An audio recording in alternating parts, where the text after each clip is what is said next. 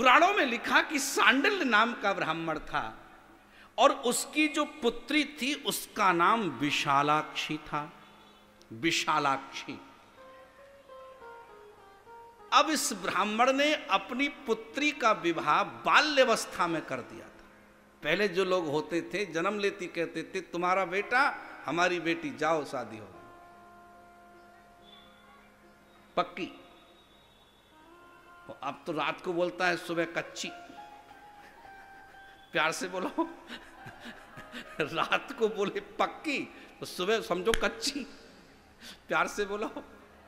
तो विवाह कर दिया और दुर्भाग्यवश क्या हुआ, उसका पति ही नहीं रहा। बिना शादी की विधवा हो गई। अब पहले बड़ी जो न्याय व्यवस्था थी थोड़ी सी प्रासंगिक नहीं थी, लाला थोड़ा सा बड़ा प्रासंगिक नहीं थी, तो महाराज अब उसका विवाह भी नहीं किया। अब विवाह नहीं हुआ तो कहीं ना कहीं मानसिक रूप से महिलाएं परेशान हो जाती हैं। अब बेचारी परेशान रहने लगी।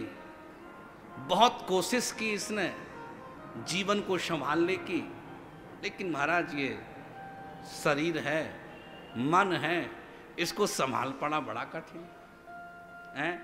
एक श्लोक सुना दूं, बलवान इंद्रिय ग्रामो विद्वानम अपि कर्षति। ये भागवत का श्लोक है। भागवत में अष्टम स्कंध में लिखा कि शरीर की इंद्रियां बलवती होती हैं, ये मन कब धोखा देगा ये कोई नहीं जानता। जवानी में आप संभाल सकते हो लेकिन बुढ़ापे में नहीं संभला जाता। प्यार से बोलो। तो शिव पुराण में लिखा कि महाराज ये बेचारी महिला क्या करे, पिताजी नहीं रहे हैं। भाई कुंवारी कन्या हो घर में कब तक सम्मान है, जब तक पिता है, माँ है। इसलिए बेटी बहुत दिन घर में नहीं रहनी चाहिए। बेटी से यही कहो कि बेटी घर तो तेरा वही है, आने जाने में कोई तकलीफ नहीं, आने जाने में कोई तकलीफ, बेटी घर वही है। अब महाराज पिता नहीं रहा, मां नहीं रही, अब भाई भाभी है, कौन ध्यान दे, आजकल अपना अपना दिन झेल पा रहे। तो महाराज बेचारी घर से चली गई। अब भोजन की व्यवस्था है, देखो शरीर है तो कपड़ा भी चाहिए, शरीर है तो भोजन भी चाहिए। ठीक है पैसा बहुत नहीं चाहिए, लेकिन शरीर है तो थोड़ा बहुत तो चाहिए।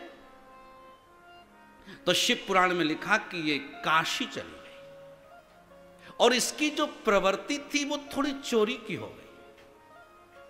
तो काशी में जो लोग यात्रा करने जाते थे, दर्शन करने जाते थे, उन यात्रियों के साथ पहले मित्रता करती थी और फिर ये धीरे से उनकी चोरी कर लेती थी, चोरी करती थी। अब वहीं रहती, चोरी करती, लोगों के साथ दुर्व्यवहार करती। तो शिव पुराण में लिखा कि महाराज आज ये जो विशालाक्षी थी, एक दिन ये काशी में एक मंदिर में चोरी करने गई। सत्संग हो रहा था, संत बैठे थे और सत्संग में आपने कई बार देखा होगा चैन चोरी हो जाता है। हम तो हर बार सुनते ही हैं, भागवत में जाते हैं जगह जगह, महाराज ये हो गया, महाराज वो हो गया। एक हमारे यहाँ पुलिस वाले लगाए चैन रोकने के लिए, तो रात को हमारे पास आए, बाबा जी हमारा पर्स चोरी हो गया। दुश्मन तू तो दूसरों को बचा रहा था, तेरा खुद का चोरी। और ड्रेस पहना ये और इतना वो पिस्टल लटका है। प्यार से बोलो, नहीं भाड़ में जा पर, प्यार से बोलो। तो शिव पुराण में लिखा कि चोरी कर रही थी बेचारी, और देखो भाव क्या था इसका, चोरी करने का। अब चली गई सत्संग में, अब मैं कथा हो रही थी शिव पुराण की। अब शिव पुराण की जब कथा हो रही थी तो इसका मन परिवर्तित होने लगा। तुम्हारा मन कब परिवर्तित होगा और जीवन कब परिवर्तित होगा ये तुम नहीं जानते। इसका मन परिवर्तित होने लगा और शिव पुराण में लिखा कि महाराज इसने जिस भाव से वहां पहुंची थी, इसने भावना का ही त्याग कर दिया। और मन से भगवान शंकर की कथा का श्रवण करने लगी। और 7 दिन इसने कथा का श्रवण किया महाराज, और ये निष्पाप हो गई। और वहां रह कर के इसको ज्वर आया, बुखार आया, और ये शिव शिव जपने लगी। इसके शरीर का प्राणांत हो गया। और जब यमदूत इसे लेने के लिए आए तो भगवान शंकर के पार्षद उपस्थित हो गए। अरे बहुत पापी है ये देवी महिला।